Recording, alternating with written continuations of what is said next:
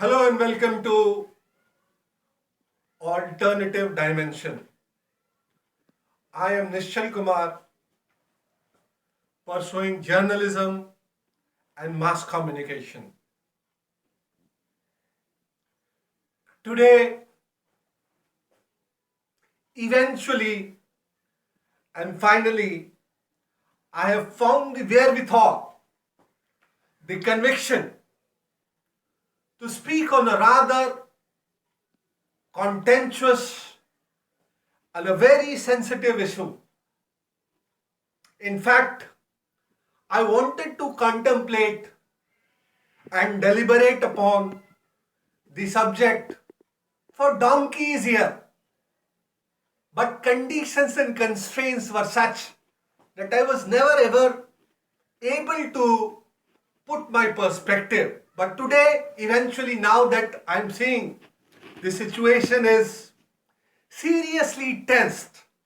Yes, I'm talking about a trilateral issue, and I don't call it a bilateral issue, I call it a trilateral issue because it involves and it has to involve Pakistan, India, and Kashmir. When we look at the situation, Dinor Church, across LOC, you see there's a massive exchange of fire, artillery, resulting into every day this is happening. As I'm talking, the exchange of fire is continuing in Kashmir. You see, post 1947, India was divided into two parts, which is India and Pakistan. Kashmir was a princely state, and there were many other princely states. Kashmir too was a princely state during 1947. The king of the Kashmir, after much cajoling, coaxing and persuasion by Indian agencies, coupled with the fear and the intimidation that there perhaps could be a prospective invasion by Pakistan, the king suo motu chose to align with India, and eventually Kashmir became an integral part of India, obviously with some caveats like certain special privileges which stands till date. But unfortunately, Pakistan was never at ease with the realization that Kashmir chose, and when I say Kashmir, I don't mean its people chose. It is the ruler of the Kashmir who chose to go along with India. That has been a massive, humongous, hellacious source of contention, a bone of contention, a cauldron that ceases to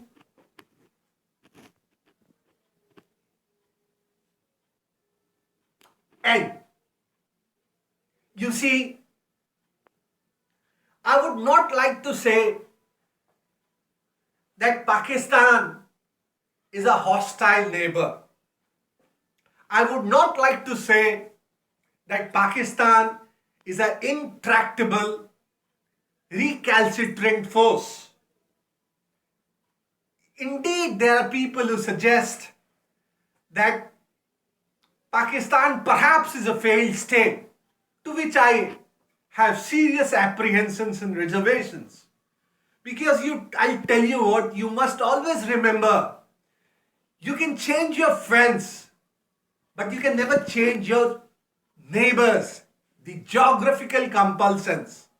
Unfortunately, we neither seem to have a cordial relationship with either Pakistan, an amicable relationship, an amenable relationship with either Pakistan or, for that matter, Chinese. And Chinese have to be factored in, because it is known to all and sundry that Chinese had always been, throughout the history, been associated and had a predilection to Pakistan, which makes the game even more complex. So Pakistan, because of Kashmir, we have fought 3 wars with Pakistan, and Pakistan was vanquished in all these 3 wars. But I don't feel a sense of pride and honor, a sense of hubris and vanity. I rather commiserate, I rather empathize, sympathize with my Pakistani counterparts. You see, you'll always have to remember, for eons and centuries, India has been a plural, a composite, a heterogeneous, yet egalitarian society. Notwithstanding the diversity across the board, in terms of religion, in terms of culture, in terms of language, we are very varied and diversified. But by and large, we have managed to live in peace, harmony, and tranquility. In fact, so much so that, and this is rather paradoxical, that if I would not be wrong if I were to say that the total size of the population for Muslims in India is more than 30 crores, second largest Muslim population across the globe. So the point is, do we have a choice? When I see news and see that the situation in Kashmir is deteriorating day after day, massive exchange of fire, every day army personnel from both the sides are being killed due to exchange of fire and artillery. The situation is very tensed. Post Burhan Wani, it's been now nearly 70 days or even perhaps even more. A state of total curfew has been imposed upon Kashmir. You see, the point is, India in its Simla agreement has agreed upon a referendum and a plebiscite wherein it substantiated that a vote would be carried out wherein the discretion of the people will be factored in to know as to which side of the border they want to associate and align with. Unfortunately, yes, there were certain conditions laid that the POK, which is Pakistan occupied Kashmir, has to be located before such a plebiscite is carried out. But do you seriously feel any such plebiscite is going to happen given the circumstances? The answer is no. I am deeply confounded.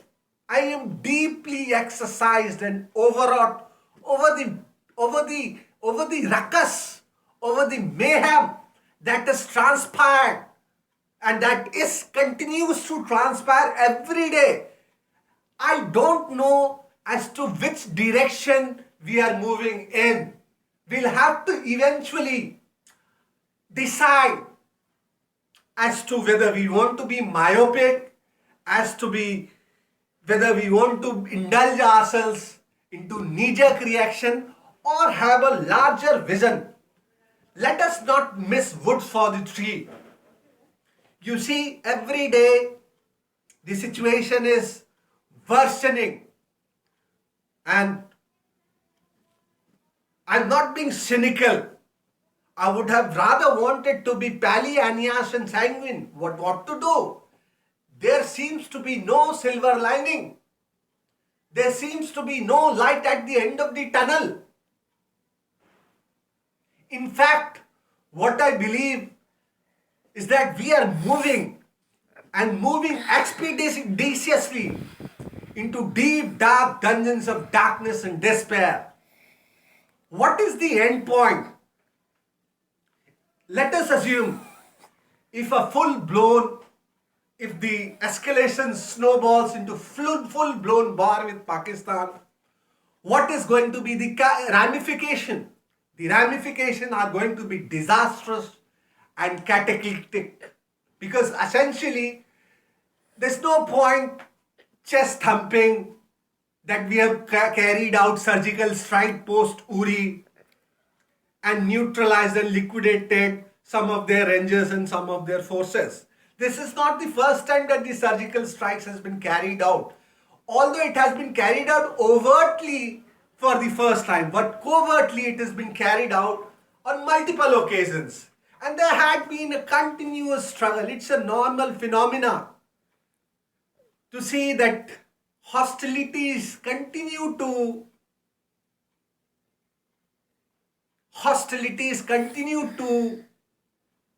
bedevil both Pakistan and India. You see, the problem with Pakistan is, although it is declared a democratic society, the shots are being called by the army personnel. Mr. Nawaz Sharif perhaps may not have the absolute power. He has been guided by the army chief, Mr. Rahil Sharif. And there begins a problem. In Pakistan, there are multiple institutions, strong institutions. There is the government, there's this military, and then there are non-state actors, Lashkar-e-Taiba, Lashkar-e-this, and lots of institution, radical institution, which has been created by Pakistan because after having lost 3 wars, it thought that it should rather engage in a proxy war with India, a guerrilla warfare wherein it would create fundamentalist radical groups, Fidayeen attacks on India. And we have been subjected to Pakistani brutality, not just once. Uri incidents is not something new. In fact, there is a difference. The attack this time had been on our military installations. Pathankot, if you remember, a couple of months before, similar sort of incidents had occurred. And it's not just the military installation that had been victimized. Even the civilian population, the attack on Parliament, the Mumbai siege, which continues. I still remember the horror, the horrendous and the outrageous mayhem which continued for 48 hours or for even more. The train attacks. Therefore, there is a series of violation of international rules in terms of Pakistan foisting a proxy war upon us. See, I don't want to diabolize, I don't want to demonize Pakistan. But then both India and Pakistan has to understand what happened in Kashmir for the last 70 days. There had been massive ruckus, furor, public outcry, clashes between the military and the general population in Kashmir. Stone pelting, use of pellet guns, wherein hundreds and thousands of people have been injured, hundreds have been blindfolded, and even killed. Massive collateral damage. I fail to understand, I'm at loss to understand, post 70 years, why hasn't India been able to convince the people of Kashmir? Why do the people of Kashmir feel alienated, ostracized, and disaffected? Why has this been allowed to happen? 70 years is a pretty long time, and things could have been rectified. But you see, the policy of benign neglect, the policy of taking things for granted has led us to a situation which has become anarchic, which has become chaotic. It's high time India should understand that military action may not be the answer to the solution, may not be the answer to the question. There has to be a dialogue, a continuous dialogue, an engagement, participation, deliberation with all the stakeholders. If we are seriously wanting to resolve the issue, let me make it crystal clear, pollution. By no means through military action you will be able to curtail the menace, the problem in Kashmir. Because essentially neither is India going to relinquish, nor is Pakistan going to concede, and nor is Kashmir going to let go. So there is a conflict, and in fact it's very sorry state of affairs when I see Pakistani flags being hurled in Kashmir, people shouting anti-India slogans, the anti-India sloganeering. Why is this all happening? You see, you'll have to consider it, because I'll tell you very frankly and candidly and with all audacity at my command, I've spoken to hundreds of Kashmiris who are in Delhi with me, and they tell me the horrendous and the outrageous, diabolical treatment that they have been subjected to.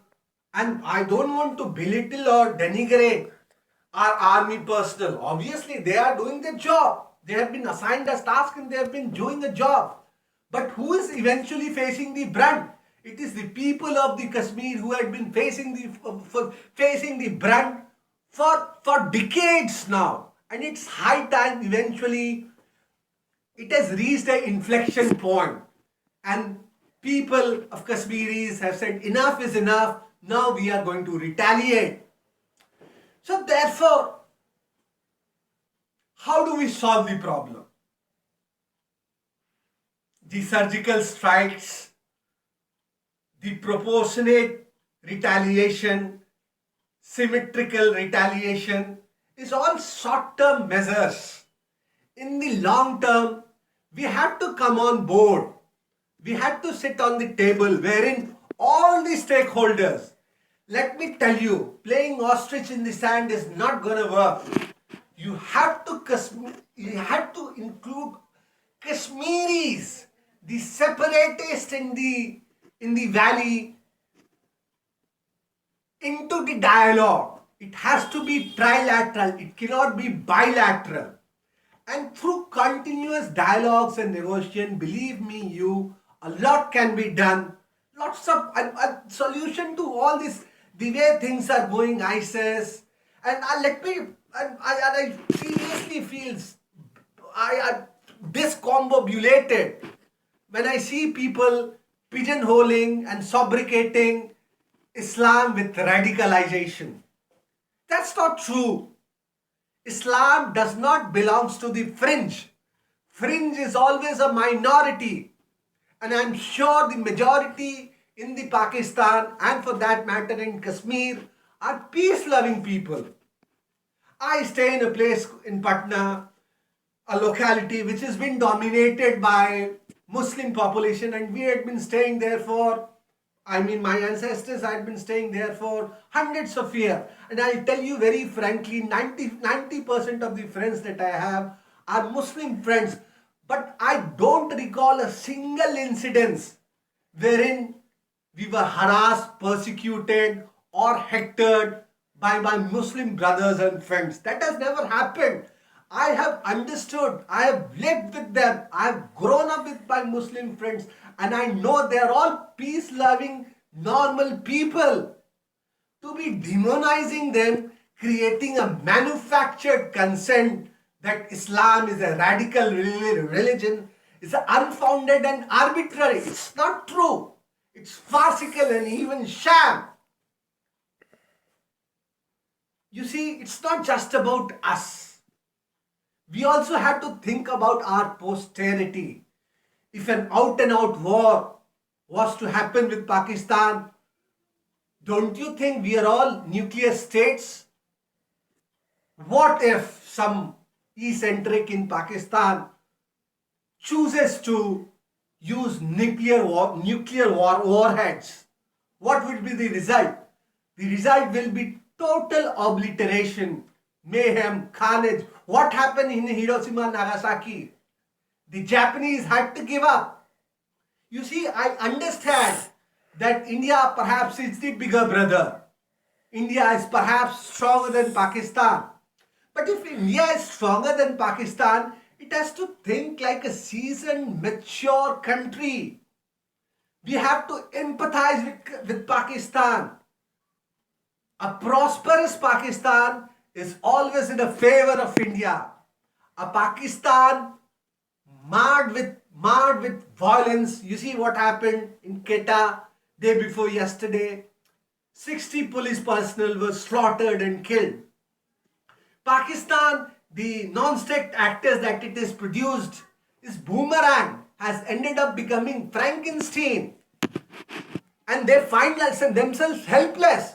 In fact, I seriously believe a very good goodwill gesture was given by our incumbent Prime Minister during his oath-taking ceremony, wherein it extended an olive branch and called Nawaz Sharif, who turned up for the event.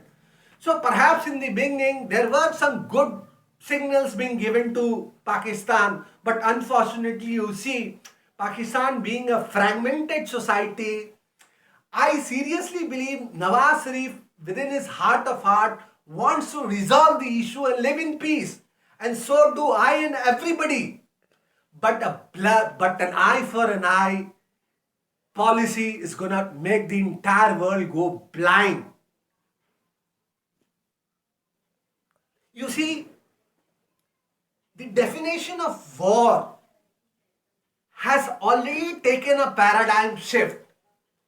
If you seriously want to defeat a country or engage in a war, you cannot do it through military actions.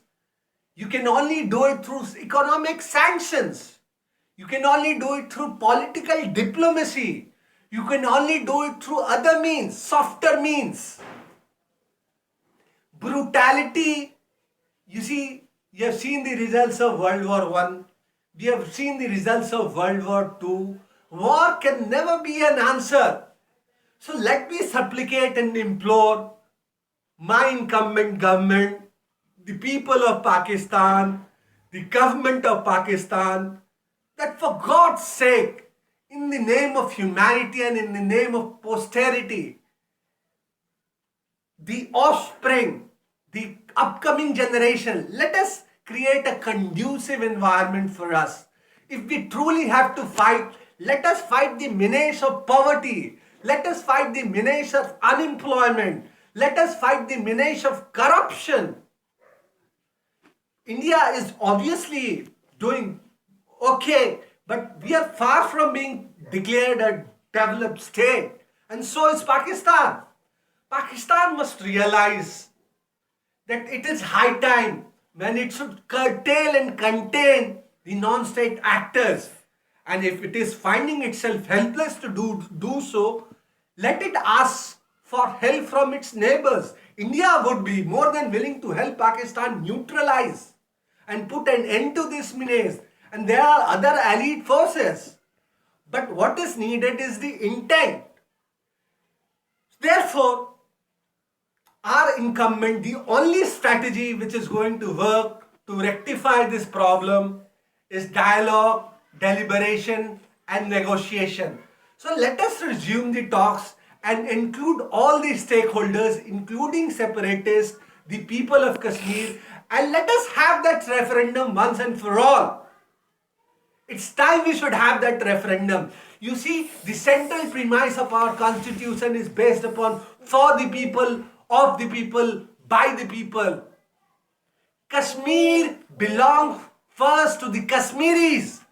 It was not the part of the India, which is not to say that I am anti-national. But when I say I am not anti-national, I mean I am not even hyper-national. I don't believe in the policy of fascism. I don't believe in the policy of jingoism. I only believe in the policy of patriotism and nationalism.